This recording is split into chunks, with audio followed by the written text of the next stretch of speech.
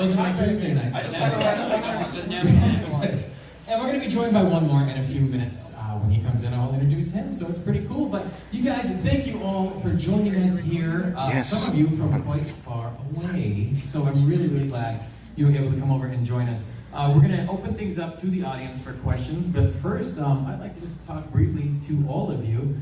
Algin, it was a pleasure meeting you for the very first time today. I'm glad to have you here. And how have you been, man? Since Power Rangers, you know? It's so cool to have a member of the Jungle Fury team here with us. Oh no, it's my pleasure. Thank you. Thanks very much for having me. It's great to see everybody. How's everyone doing? It's been great. Honestly, it's I think when was Jungle Fury? 2008. 2008. Yes, that's what. 10 years. Feels like it was about 3 weeks. 11 years. I'm on holiday. Don't make me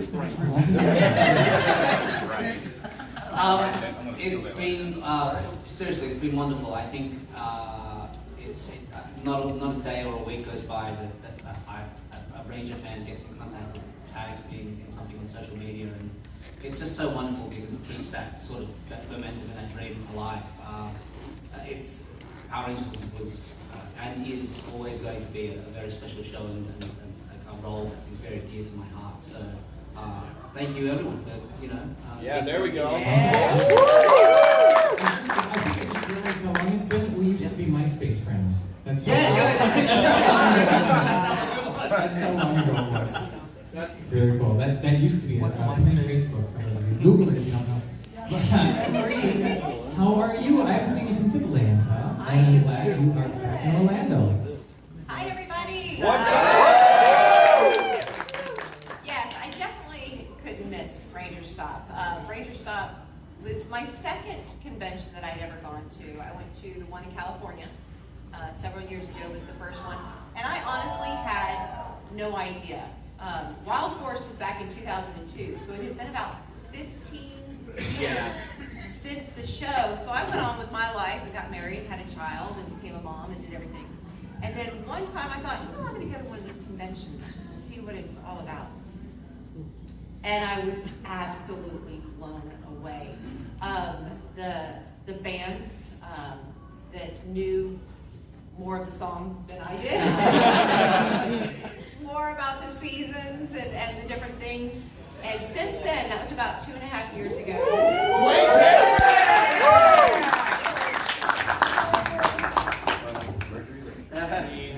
Hi. Oh, I'm down there. Sorry. We've got a special seating. Ladies and gentlemen, give it up for Dwayne Cameron. Now, this is called the Disney Rangers panel. Yes. And that's kind of interesting. Anne-Marie, your show was kind of the transition, right? They're moving out. They're firing everybody around you. Disney bought the show literally in the middle of our season. So we were the last season in Los Angeles, and when Disney bought them, and I just remember at the end of the season, they had everything from props to costumes. They were having this huge, quote, garage sale. It was insane. Luckily, they gave me a princess dress that I have, so I'll have that on tomorrow. But they had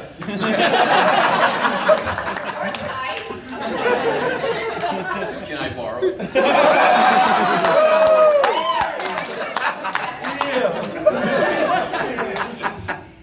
So, yeah, it was a huge, it was not just goodbye to our season, but it was, all the crew that had been working 10 years that were leaving. It was pretty incredible time there. So, don't make me cry. I'll probably cry a few times throughout the weekend. There we go. But we'll cry with you, that's fine. Glenn, honor to meet you. It's a pleasure to have you here with us. Thanks, great Star to of be here. Xenon 3. Oh, And Forgot about that one. And one of those Power Ranger things, too. Very cool, man. Well, it's great to have you here. It's fun. What have you been doing, if you don't mind sharing with the audience? Like, how has life been since Ninja Storm? Wow, in 17 years. It's been, So this whole half of your life since the show. Yeah, let me just play back the quick. Well, it's it was actually after Ninja Storm that I went and did Xenon, and then I went back to Power Rangers to do the reunion. That was back in 2004. And then I sort of had some time out because I went to law school and I became a lawyer and I was working in London and in Brazil for a while. And then I was back in Australia doing a TV show there, Wonderland, for the last few years. And then sort of, between my law and acting and jiu-jitsu.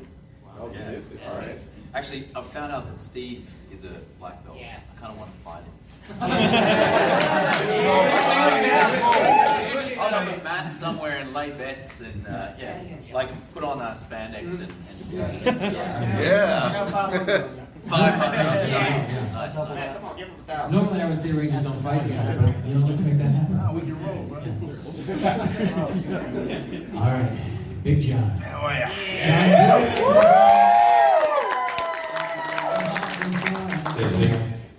So yeah, I'm glad you're here. SPD was a banner season for Disney. I mean, all of them were. Yeah. I'm not going to talk highly of SPD over any other season because No. amazing. But you brought something unique to the show, and that you played the first, character that Greg Aronowitz came up with the cool dog head, Doggy Kruger. It had to be uncomfortable. Well, the audition, when I was talking about it before, the audition was, I walked in and I'd been training, I had this image of how to play Doggy Kruger, and then they told me to put a plastic bag on my head. And then I had this bag on, and then you guys told me to talk, and they're like, yeah. So I didn't know it was going to be wearing that mechanical head. But when they took the vision, I'm like, what am I doing this character blindfolded? Is he blind? Is he blind? How's that going to work? And then, I'm claustrophobic. But once I saw the costume, and then I put the pads on, and then the feet, then I had to find how regal the character was. For me, as an actor, it played a lot on my physical theater experience. And I had to find him. Like, he wasn't a definite process. And the head had been worked with 2 remote controls, the eyes, then the head, and then I couldn't breathe in it, so every time we cut, they had to jam this air gun and then just blow my eyeballs back. But like when you look at the chicken and how much you're paying you, I'm just like, blow away. But SPD changed my life. As an actor, it was my biggest contract. It was my first big contract, and I owe a lot to Power Rangers community and to your fans. So it had changed my life as an artist and as an actor. And everything snowballed from there, so I'm very grateful. Well, we're really grateful that you could join us. Cheers, Pleasure to meet you as well. It's a series of firsts for us around here at RangerStop this year. I'm so glad you're here. Operation Hello, Kiwi. Great time. Yeah, exactly. Kiwi. Auckland? Born in Auckland? Yeah, bro, South Auckland, hard. I'm born in South Auckland. That's us, bro. I'm born in Papakura. You're buying drinks tonight. You mean you're England? Oh, man. Dude, this is like 5 minutes away from me. This is breakthrough stuff. So you come all the way around the world to sit next to each other. Exactly. This is actually my first ever convention on the East Coast. Wow. So, in fact, full disclosure, first time on the East Coast. Period. Ever? Yeah, ever. So, I mean, Welcome to the humanity. I've had maybe 50 opportunities to come to the East Coast. I've lived in LA since 2004. For some reason, I've never made it out. And here I am. So it's a pleasure to see you all, fine people. 3 seasons, SPD, Dino, Thunder, Overdrive. A lot of people don't put it together that I was in, played a bad guy in SPD, bad guy in Dino Thunder. Yeah. They're like, hold on. You made an appearance in Mr. Force as well. Yeah. Sure, I'll take You that. were- I'll take you were- that. he was in my trailer, I Oh, was I? remember. Was I really? I didn't get credited for that. Okay, I'm making a new banner. With that badge on there too. And then basically they called me up, and I had a niche for bad guys. I like playing bad guys. I like playing kind of dark characters as well as heroes. I'd come off this show called The Tribe, did like 160 episodes, and I'd played a good guy, like the White Knight, Luke Skywalker, for many years, 160 episodes, and I was kind of thirsty for dark characters. So Power Rangers came along, I played all these monsters and creatures, and then it reversed, and they rang me up, and they go, hey, you ready for the spandex? You want to... And I was like, oh man, are the fans they're gonna go, hey, he's a bad guy in the last 2 seasons. And they said, we're going to dye your hair metallic silver. And I was like, I'm pretty sure my hair will fall out. And so they said, how about a wig? And I said, okay. And then I just played a light comedy character, this alien who was, in human body. So I imagined my body was like this completely different body. and I was like trying to live inside a human body. So every moment was awkward and always cracking jokes. And I found my character, and then we started filming, and the next 5 months was a blur. It was a lot of fun, but long days, and the results, we're all happy with it. So. But it's a pleasure to meet you all. Thank you for having me here, and the East Coast represent. Very cool. I'm going to just get that. Yeah, there it is. Always one guy. He's got to be the one. Hand it to the audience. That's what it's all about. Well, guys, some of these fine folks do not come out to too many of the conventions so far, so you probably have some new questions that you'd like to ask. If anybody has a question, raise your hand up. I'll come around. I'll find you. We'll start right there. How about that? Let's go right here. Hi, guys. Hey. Every season, I know there's normally gag reel or blooper moments. What would be one moment you remember from your series that you'll always think back on and laugh at? The one gag reel moment you'll always remember.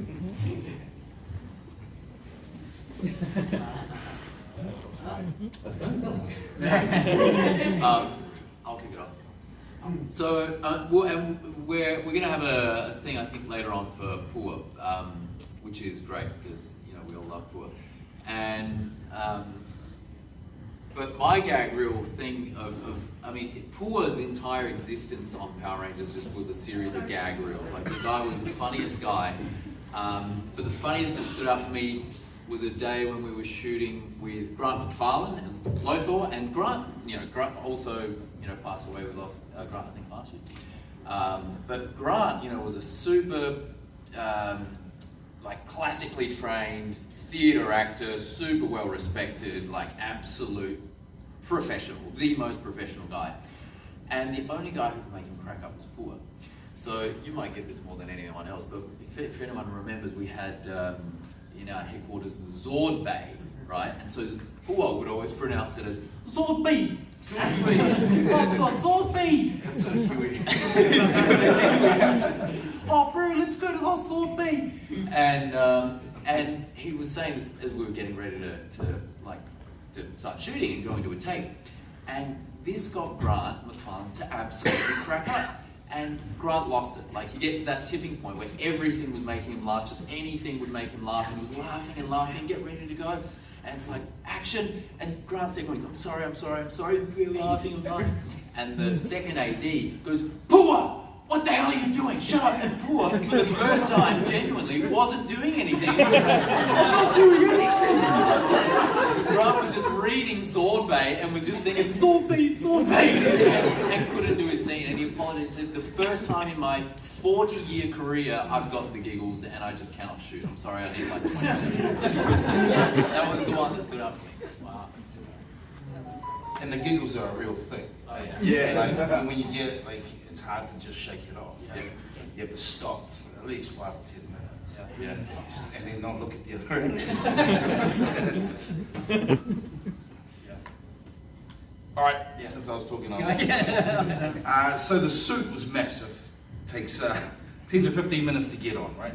Pads, and it's in the middle of summer. And then I'm stuck there on set, and all the actors are playing around, Chris, Brandon, all of them. And as a human being, sometimes you pass air, right? So I'm stuck in the suit, and everyone's working around. I'm like, I can't get off this throne. I'm stuck there because you're walking around, and I'm sitting there. I said, oh man, this is gonna be weird. And then the vision is here, the teeth. So I'm like, and it's that moment, man. And then everyone moves on set, and I'm just sitting there, and then they're like, who's that? And they're like, oh. And I'm there going, hey, looking through John, are you okay in there? Somebody farted out there. And I'm like, oh, I can't work like this. Help me out. I had no clue. I was stuck, man. I was stuck, and I couldn't move. Somebody else took the rap. The funny thing is, I could hear the actors just, no, it's you. They're just bickering the whole time. And I was in there like, you're the cause of this argument? Just take it to the grave. Not today, I'm sharing it with you guys. It's forever. Yeah, that's my little blooper moment. Just heard it was you. Chris, it was him. bleep, I'll be late. I'll have have to pass on this only because I literally don't have one single, because every take, as Ty's on, my goal was to make people laugh. So I literally can't delineate one memory because every time there was always some weird, like moment. Exactly. So my job was to make the whole crew crack up every time, and then it was like mission accomplished. So I actually don't have like crazy story where someone got bitten by a dog. Not that would be funny, but but just like that's how I was always trying to crack people up. Anyway, pass it along. You're the guy. That was the funny guy. Anybody else want to take that? Yeah. Does anyone remember the cover occupation for the Jungle Fury Power Rangers? Pizza. You worked at the pizza joint. Pizza, yeah. So eating on film, when you're eating on film, it's always really hard because you don't know how many takes you do.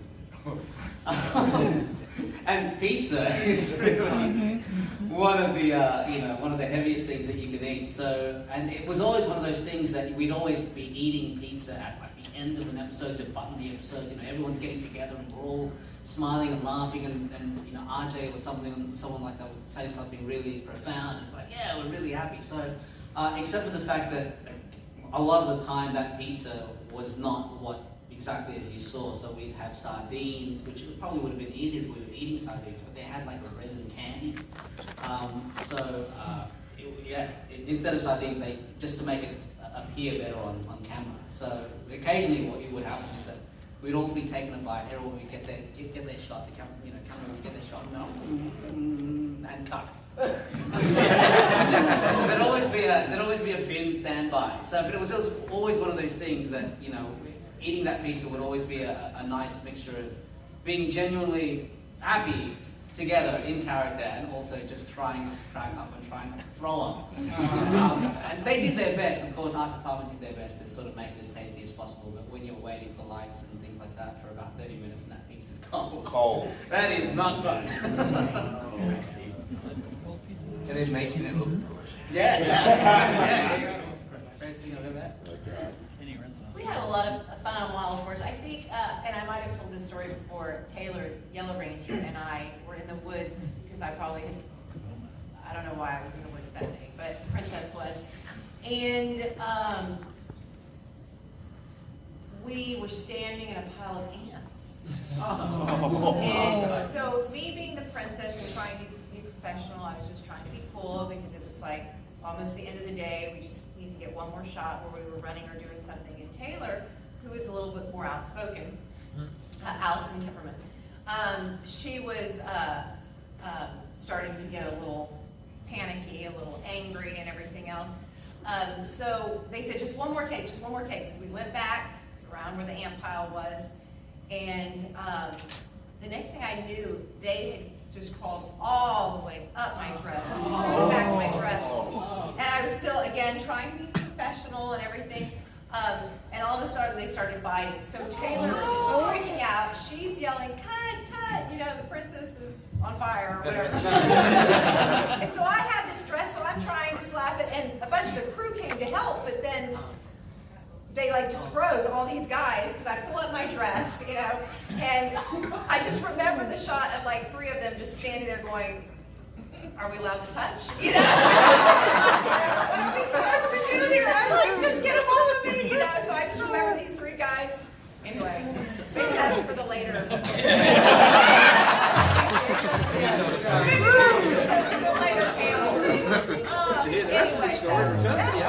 was a lot of fun.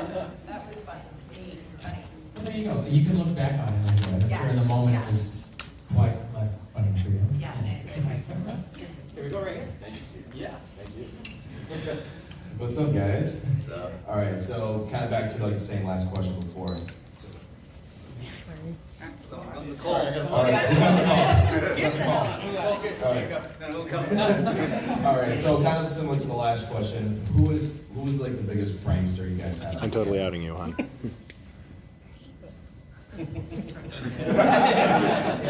Me. Although, Gareth was doing some crazy dry humor. We had a relatively fun cast on Operation Overdrive. Because every season, it was weird because I got 3 different seasons, and the cast, it's like a different room. It's like I've done conferences, and you get a different audience. So when you do a different season, it's a different vibe, and you get different energy from all different people. And I was lucky enough. Operation Overdrive was so everyone was kind of cranking, and to be honest, it's a good way to get through the day. You know, when you're kind of burnt out on the 5th month, still trying to be Disney happy, and you know, like, and you're kind of like dying inside. I remember I rapped and I slept for 4 days. No, I'm not joking. Like, you know, you get a 4:30 alarm clock, you do that for 6 months, and then I literally just went, oh, I might have a nap. That's a wrap. Oh, it's Friday. I woke up like 3 days later, just had to sleep. So yeah, but good jokes get you through the day. So yeah, we had a good season for that. Awesome. I love it. I think Philip Jean-Marie on our season, the Blue Ranger, was our big prankster. Good fun guy. He kept us afloat. In ours, it was boring again. Like, you couldn't go to, you know, I always went to sleep between, you know, you'd have sort of 20 minutes between some setup, and I got so good at just sitting in a chair and just going like this and falling asleep. And these micro sleeps for like 2 minutes, and then you hear them go, Blade! And you're like, yeah, Blade, let's go. Like, it's up. And I would always, you know, they're calling, Blade! But all this stuff would fall off.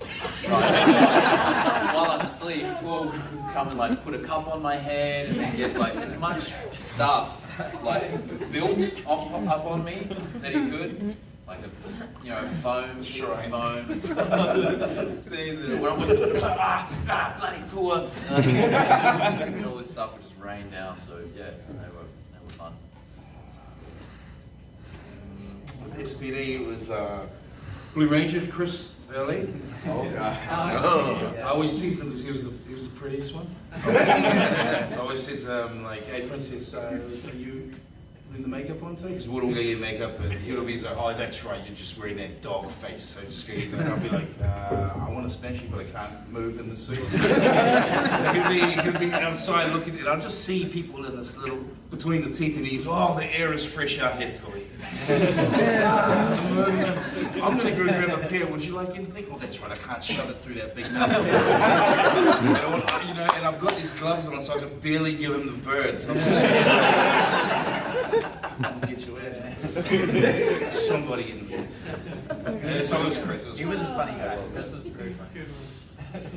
Yes, our humor was he's from Canada, and I'm from the hood, and my no, he's from what, Vancouver? Toronto? Yeah, like right up there. Yeah, and so our humor was kind of close, but I introduced him to some of my friends, and they wanted to be my friend. Because he's outspoken, and I'm like, dude, it's like that friend where you're trying to explain to your other friends, hey, that's just the way, you know, you need to get that, but you just, some friends you can't get together. I got him, and, you know, he's my brother, but he was a prankster, man. He'd annoy me, but I loved being annoyed by him. Because, like, you know, what the bro was saying, when you're doing these long shoots, you just, to break the monotony, to break the process, and to just shake it up a bit. Because at the end of the day, it's fun and games. This fantasy world that we all live in should be fun, you know? And I love winning this drink every day. That's awesome. That's awesome. Thank you, bro. True brotherhood. I'll jump in. It was probably, for me, it was our crew. Well, I mean, to you know, I think by the time we shot Jungle Fury, the crew had been, it was a very well-oiled machine, and they've been shooting in New Zealand for quite a few years. And, you know, I'd like to get in on what they were doing to each other, really. Because, you know, there's so much to do, they're so hardworking, but they were probably the good fun bunch for me. Did you have Breen, the lighting guy? Yeah. Breen was funny, man. Yeah, all those guys, like, yeah. I feel sad on I'm Glenn, by the way. Moving on. Okay, I have two quick questions. One I always ask, like, what was your most favorite episode to film? And the second one, my second question is, with Wild Horse being the last Saban/Disney one, and Ninja Storm being the first Disney, was there ever any talk of maybe having a team-up episode that just never happened, or I was just wondering about that too? Yeah, we were just talking. We were talking about that just then, yeah. Yeah. That's what we were we're talking about the difference in when we met, we just met up here 15 minutes ago, that I felt a little disappointed that we weren't able to do the team Not up. disappointed when we met. Like, No! I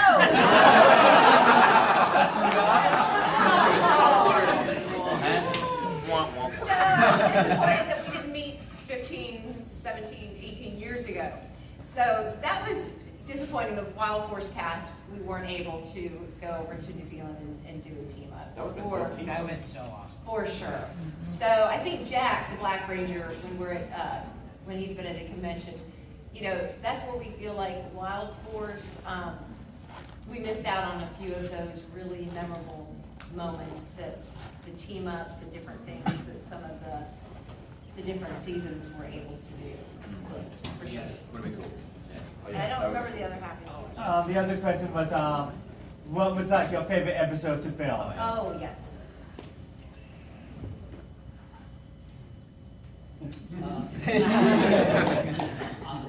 The first two episodes of Jungle Fury was a two-parter, and it contained obviously the core cast and the three Rangers, red, blue, yellow.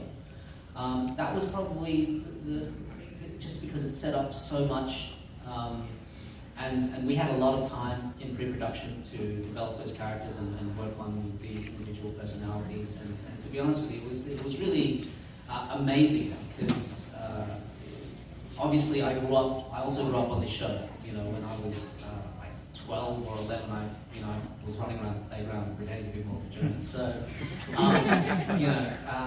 there's a line in there that Theo says, "I've always wanted to be a Power Ranger." That's very personal to me. It's something that like, oh wow, so it was a lot of fun. That's probably as far as memories, they really stick in with it.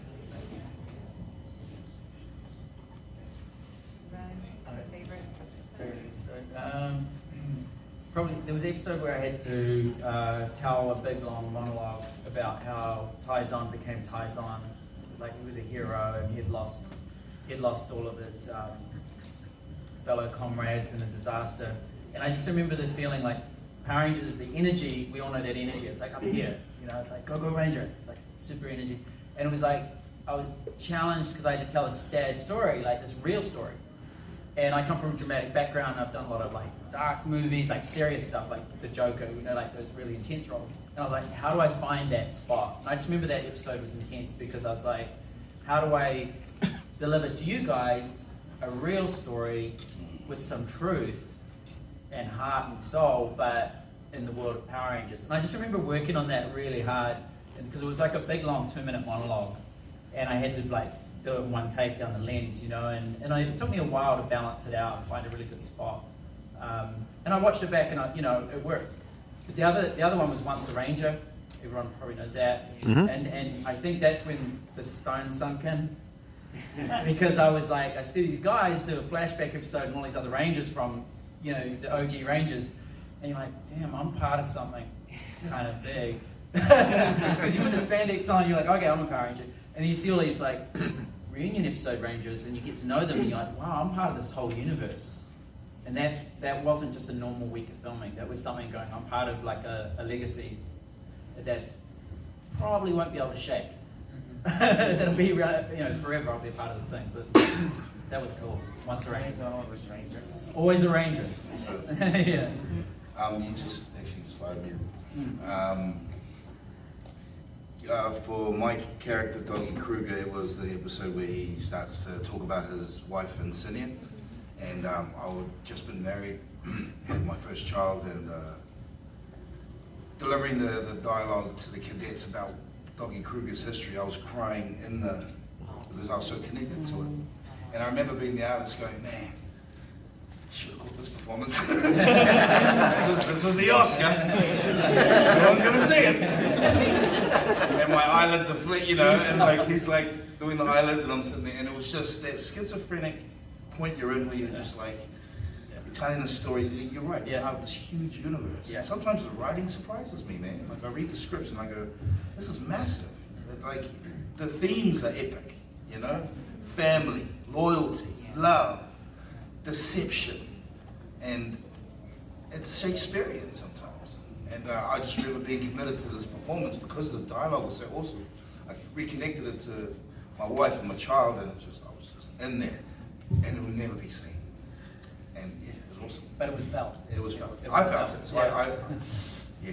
But And this is for a outside of kids' myself, I was show. like, for all the acting I've done, that was. Did you guys feel it? Yeah. Yeah, but that was And again, kids show. Kids show does this. Yeah.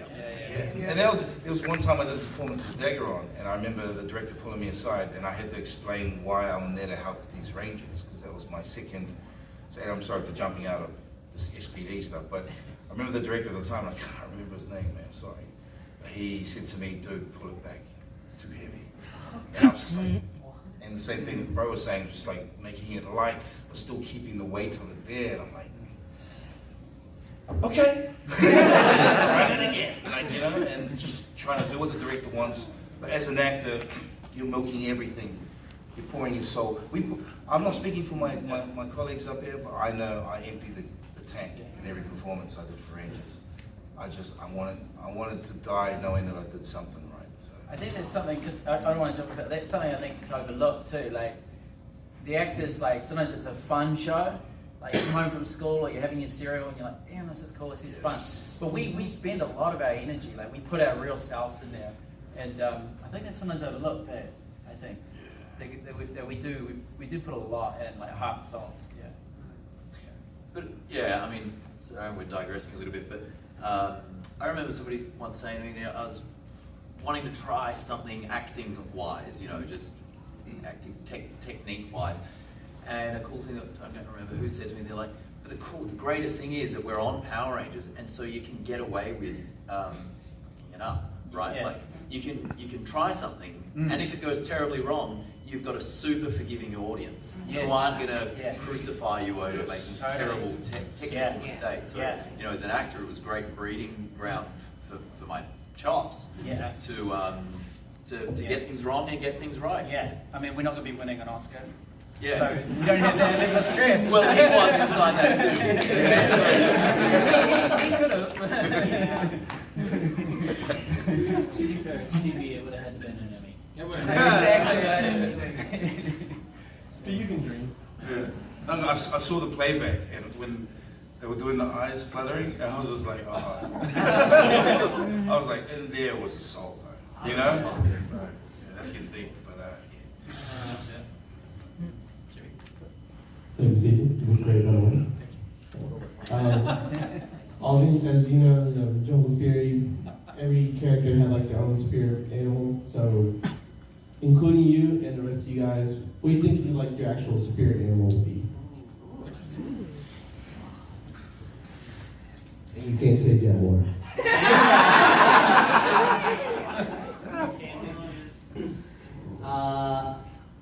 That's a really good question. I think I'm terrified of water. Which is weird coming from Australia, where there's plenty of beaches and beach culture. But I really like the water. It's very calming. I try to incorporate that into Theo, as far as his meditative states that he gets into that sort of helps calm him and sort of helps focus in. So it'd be a sea creature. It'd be like I don't want to say a dolphin. I don't know too much about dolphins, but it'd be some sort of sea creature. If I find it in the next 3 minutes while everyone else answers the question, I'll get back to you. But either that, or maybe that being said, I also have a terrible fear of heights. So something flying in the sky is also appealing to me. But yeah, maybe that's some sort of deep psychological thing. Just my greatest fear meeting my greatest strength. So an albatross. I think my spirit animal would be an elephant, actually. I don't know why, there's something about elephants. I remember years ago, I had a shoot in Africa, and so we took a day off and went on the safari. And I remember all day long how awesome it was seeing all these different animals. But it was that one thing, this day would not be complete until I saw the elephants running in the wild. And so as we were heading back, and the sun was setting and we'd had a beautiful day, one of the people in the Jeep yelled out to look to the right, and we just saw a herd of elephants walking, with the sun setting in the background. And ever since then, I think it's just the calmness, to me, the beauty, the strength, and the love that they have as a family. Okay, I'm getting teary-eyed. But yeah, so that would be my spirit animal, the elephant, for sure. I don't know if anyone's read, there's a book called Tools of Titans, Tim Ferriss, anyway. In that, like, he interviews all sorts of interesting people. Yeah, so at the start of every interview, he asks that exact question, who's your spirit animal? And I was reading through it, I was like, oh, damn, what would my spirit animal be? And I thought about it a lot. And anyway, I came up with, I was watching a documentary, sea otter. Just because I think they're the coolest. So, like, they build their stuff and they lie on their back and they go like this. And then when they've got a baby one and they just chill there like this. So if they scratch themselves, I just think they're brilliant. So there you go. Sea otter. That's a perfect weekend right there. Oh, how can it be? Just nibbling on stuff. You know how they get rocks? They get little pebbles and they throw them around like this, and they're really good at juggling. I'm not good at juggling, but no, yeah. You go.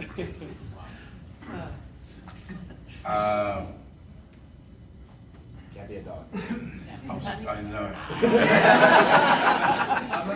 But it's the obvious. In terms of elements, I remember watching Taika's Thor Ragnarok. Yeah. Yes. The Hulk and Thor sitting there, and Hulk says, in terms of elements, I'm raging fire or smoldering fire. I'm both. In terms of elements, in terms of the animals, dog, man, is the most loyal to me. They will die. And in terms of whether he's a Chihuahua or a pit bull, you choose what kind of dog. But I think dogs are just the most loyal. I used to have a pit bull called Macbeth. Yeah, man, he was a brindle pit bull, and he was the friendliest pit bull because I raised him to be friendly. You know? But yeah, loyalty. That's my boss. I get that. Dog. Dog. Yeah. I always believe first thought, best thought. So I was like, first thought's dragon. Which I was like, oh shit, do I say that? Sorry, I'm not going to swear. Sorry if I say this bomb. Okay. There's no children. Okay. We're all children. Yeah, so, but my friends call me a dragon. Everyone who kind of really knows me, like dragon. And I'm an artist, so I'm one of those dudes that sits in his cave and paints paintings and writes and just, but the dragon's interesting because there's two sides. You got Eastern mythology and Western mythology, so the West is like, slay the dragon, like, you've got a dragon inside us, the dragon's kind of bad. But in the East, he's sacred and wise and mystical. So I like that kind of yin-yang of that, and that we're all a bit of both, and I'm definitely a dragon. And John, I really like what you said about like the pit bull, because like my parents always kind of had like a bad perspective of pit bulls because how many people like treating them so badly, especially from where I'm from. Like a lot of people, I just keep seeing pit bulls down on the streets by themselves, and like it's always it's never the dog, it's always the person that raised it. The dog reflects your personality. So if you want to throw it up on a tire and make it shake and then hold a chain around its neck, and you treat it like that, you don't really be that way. If you love it, it holds that love. It reflects. My question is for John. SPD or Mystic Force, and if you could only relive one, which one would you relive? I've got twin boys. They're 10 years old. It's the same thing. Ask me which son do I love the most. I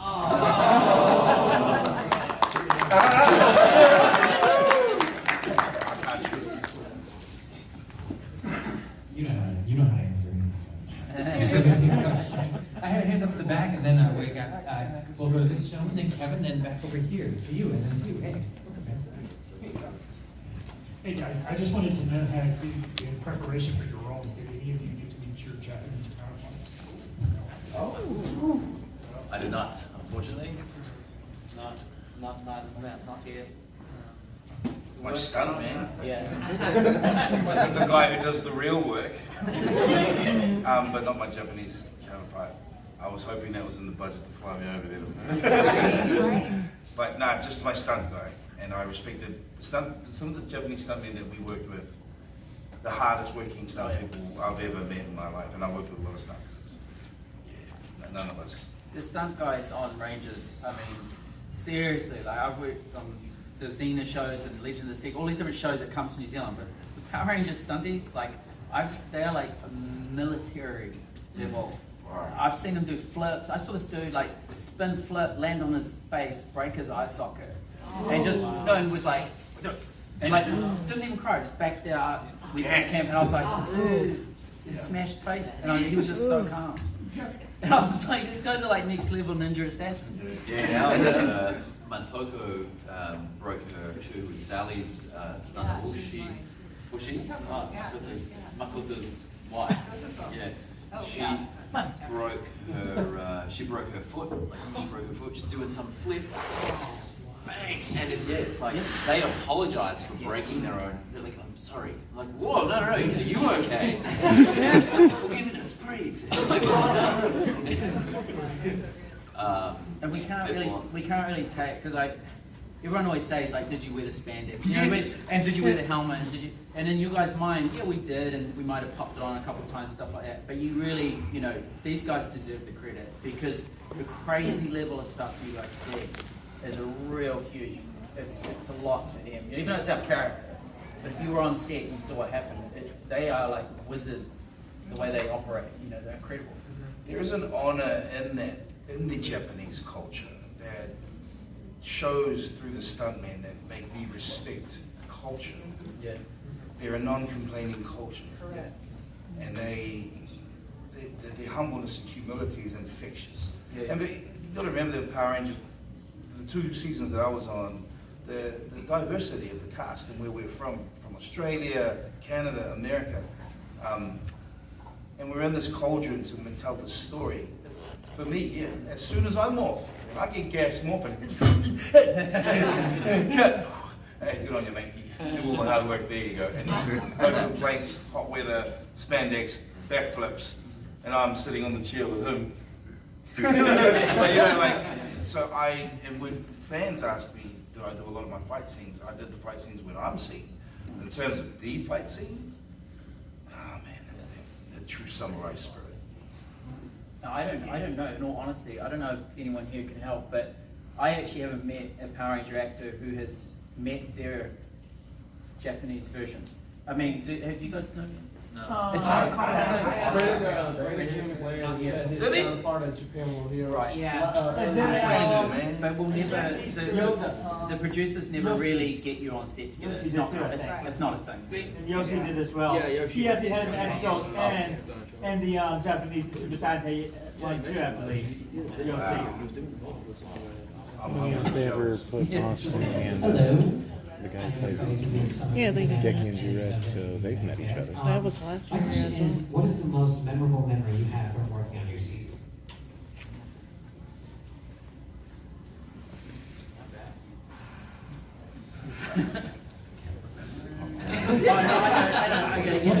Just quickly, first thought.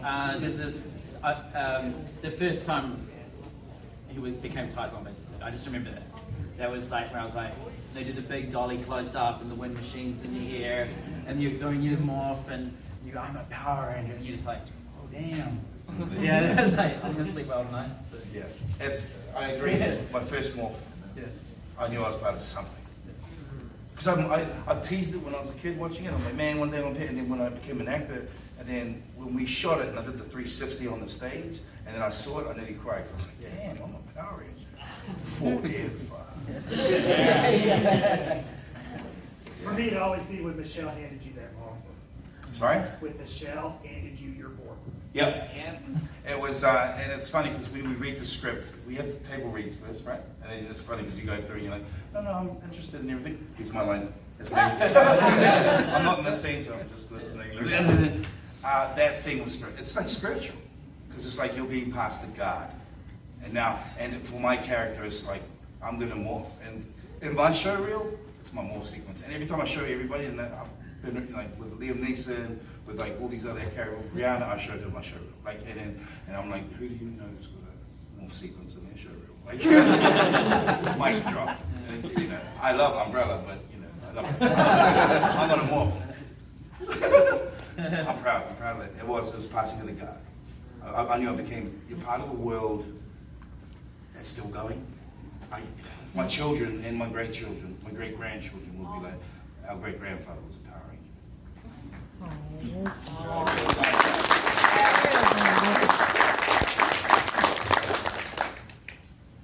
I think for me the scene that, just very quickly, was our very last morph sequence. It was the last thing that we shot, to wrap the season.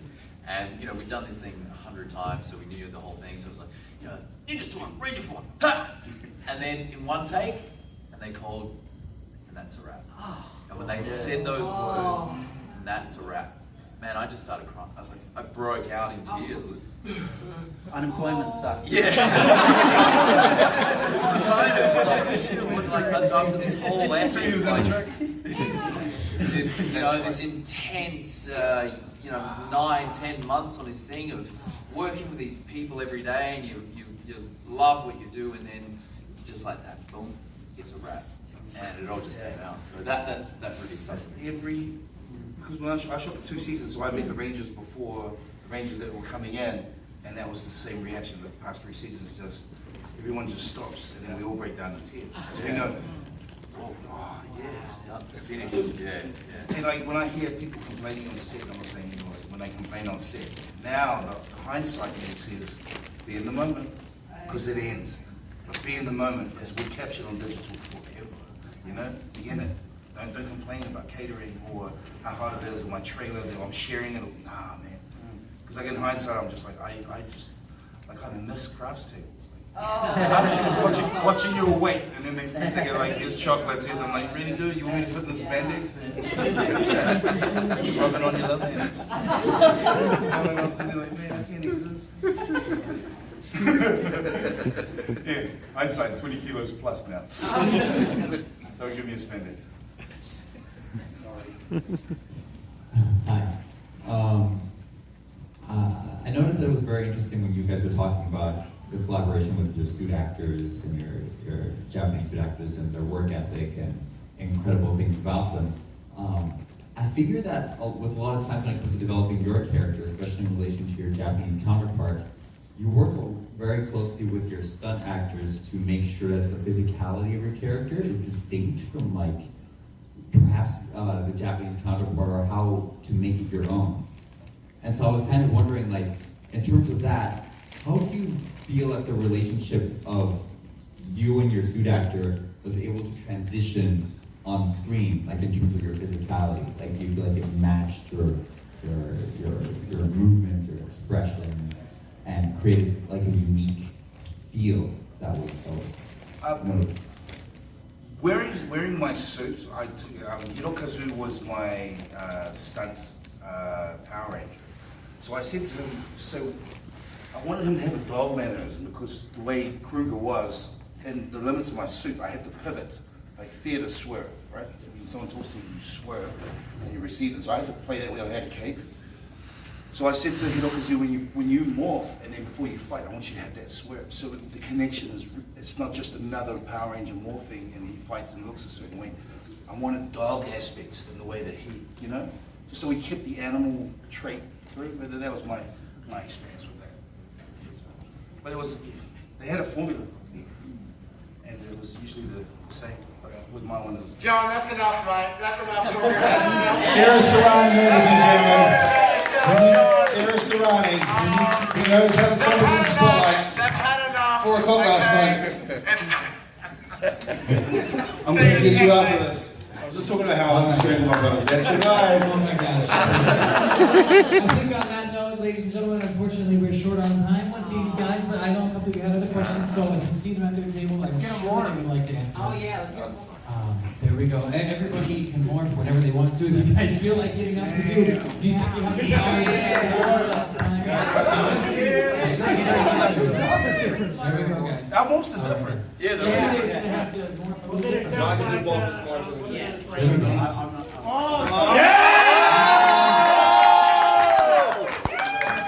Someone buy that man a drink. Simple. It was ready. SPD emergency. All right, That's gonna go on your morphing reel next time. Wow. You gotta go. I've gotta take care of my friend. Thank you, Ladies bro. and gentlemen, give it up for Dwayne Cameron,